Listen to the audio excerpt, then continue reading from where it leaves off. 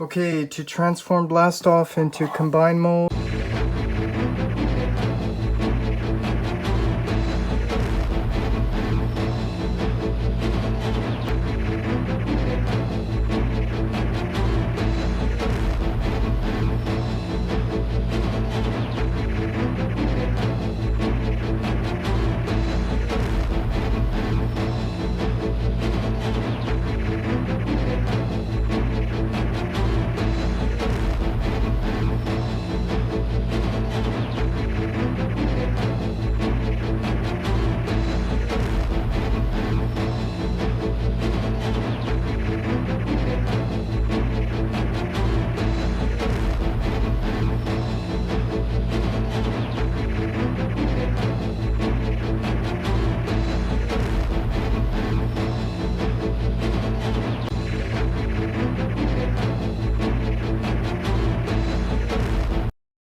Okay, to combine blast off, first get yourself orientated. You can see here's the little slot, and you can see here's the tab. And I'm not sure about the issue that others were pointing out about having to solve things and stuff like that, but basically you just find the tab and this, so you could see the tab and the slot, line it up and slide it up, and once you do, then we can bring the tab all this back in together to form the shuttle. And this part's a little tricky, like a lot of the Magic Square stuff, trying to get all these things tabbed in. But once you do, find the tab and the slot, line it up, tab it in, and now we got the shoulder connected. A little challenging, but it's pretty consistent with a lot of Magic Square. Just trying to get those tabs to go in is what's really difficult. And now just one more limb to go, which is Vortex. Okay, to transform Vortex into his combine mode,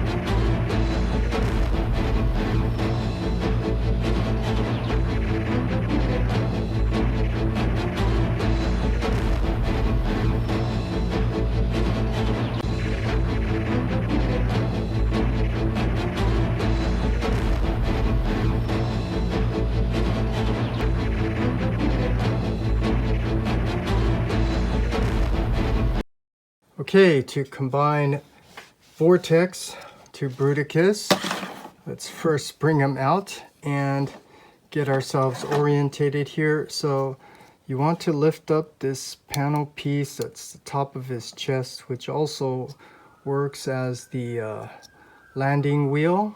But once you lift it up, you could see this cavity here This is the slot for the tab, the T-shaped tab that goes in. And in order to get it in, you're going to have to slightly open up this back side. So you want to kind of untab it. Just be careful so that you're only untabbing it a little bit. Just enough for you to get this tab to slide in. So you can, it's hard to show you all on camera, but I just need to describe it so you could see where this is going. And again, just make sure you get everything all carefully lined up. So find the tab and the slot, line it up, and then first of all, it's not going in, and line it up. And then once you get it in, you want to slide it forward. Hopefully you get the gist of that, because it's kind of hard to show you all on camera. But once you do, then you want to close this piece back up to kind of lock it, holding it. And then we can bring his two butterfly joints together. There's a tab here and the slot. Tab it in. It's on both sides. Give it a good push. And now we have Vortex all combined. And now we have Bruticus formed. Okay, now that we have Bruticus all formed, let's just go over these remaining accessories. So these are all the accessories for the Combaticon. So here, Vortex, you can see his handgun and his two forearm guns. Brawl, you could see his tank gun and his handgun, Onslaught's gun. Swindle, the adapter with the little rocket gun and his arm cannon. Blastoff's gun, and then Bruticus's gun. But I'm showing you all this because you don't want to lose it, so just showing you what you need to have. And you can attach some of them and maybe force the others on here, but there's no point in doing that because you run the risk of, you know, maybe accidentally knocking one off, and then you might end up losing it. Plus, it's also not very cartoon accurate. But the main thing, I just wanted to first point out the accessories so you're aware of what you need to make sure you put away in proper storage if you're going to keep it here in combined mode. Okay, here's a look at Bruticus all combined. And first, as always, let's compare this with the animation model. So we can see how well they captured the cartoon aesthetics. And for the most part, you could see they did a really nice job capturing a lot of the cartoon aesthetics, like the tire on his thigh here, which never made sense to me, the tires on his chest.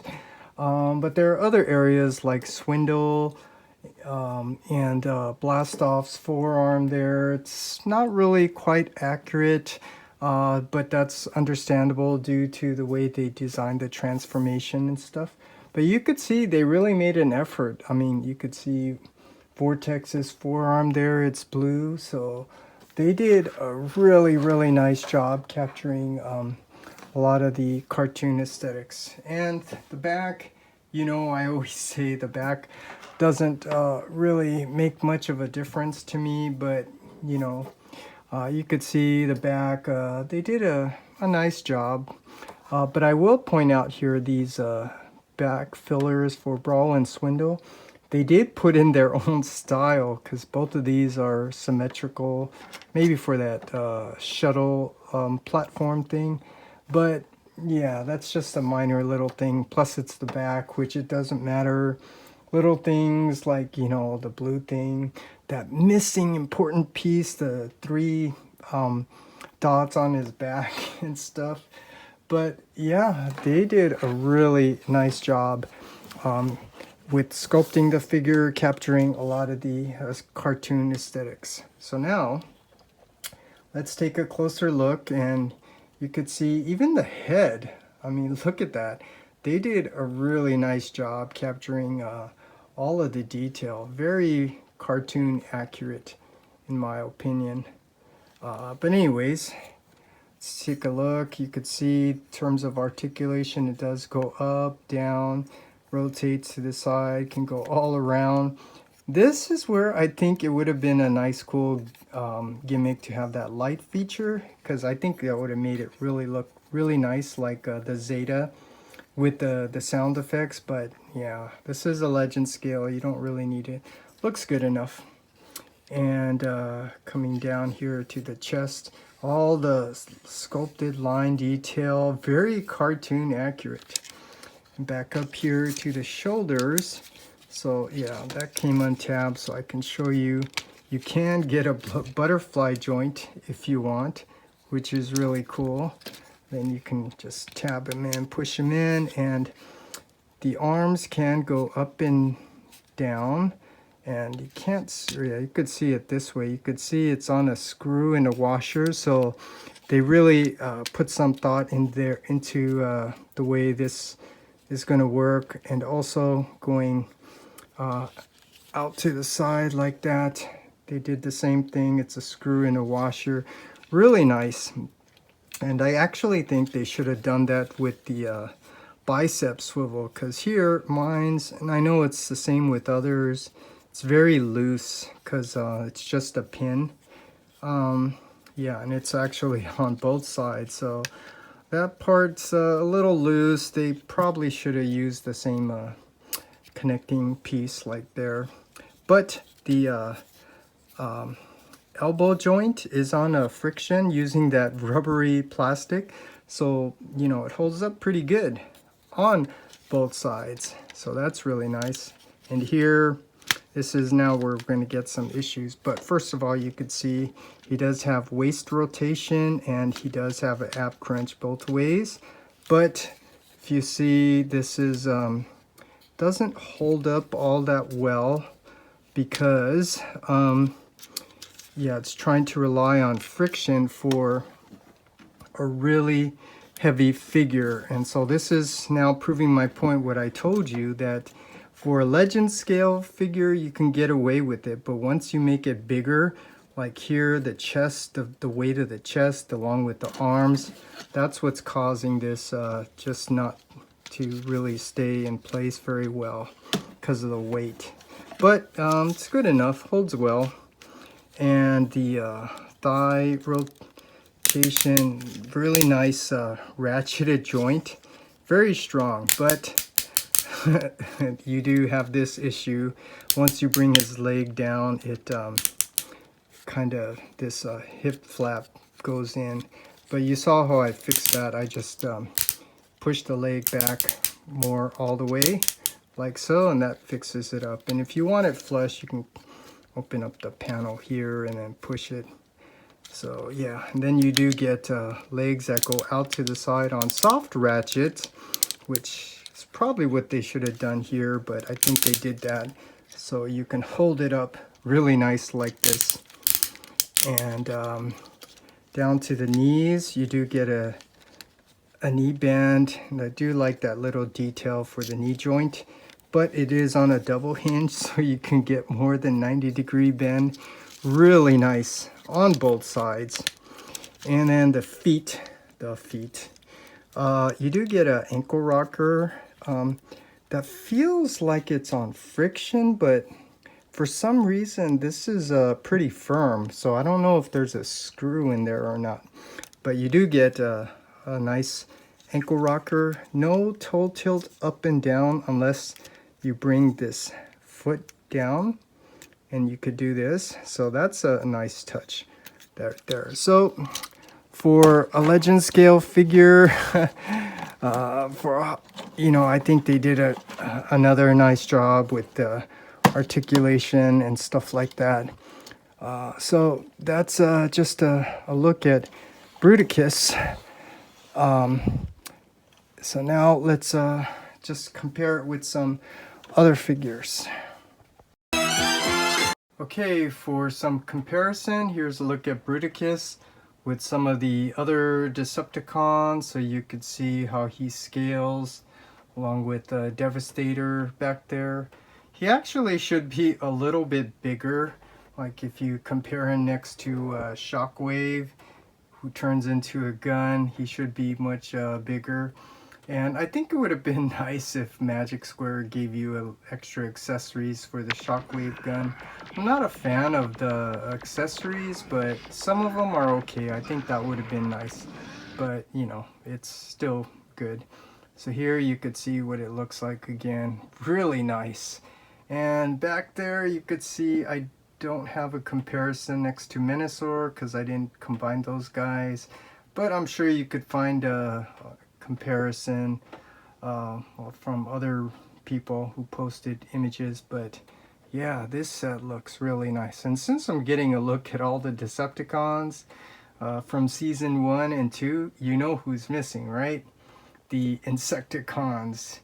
And I guess you could say Magic Square's version of Astral Train and Blitzwing. But back there, the one by Mechanic Studios, that's really nice. So that's the comparison of Bruticus with some of the other Decepticons. Looks really, really nice. Okay, my final thoughts on this figure or this set. If you don't already know, this is a really nice figure or set.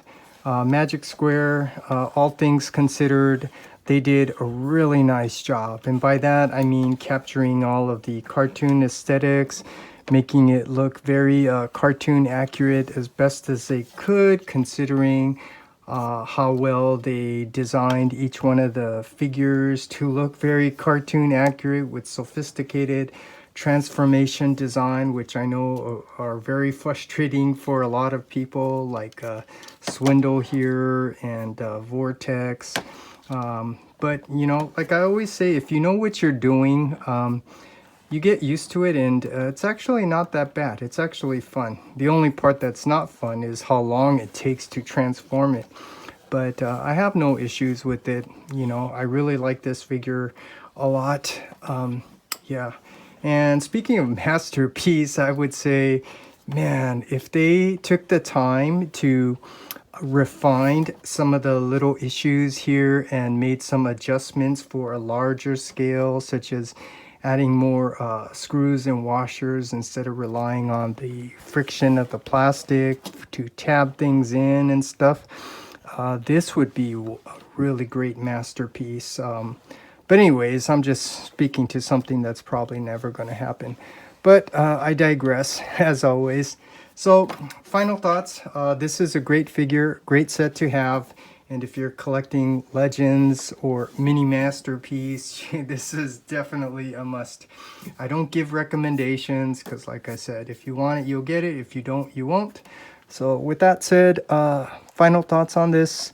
It's a great figure. And I don't really give ratings, but I just feel like giving a rating because this is definitely probably in the top 5 running for 2023 figures by Magic Square. And so all things considered, all 5 together to form Bruticus, I'm going to give this a rating of a 9 out of 10. So really great figure by Magic Square. Combaticons, merge into Bruticus!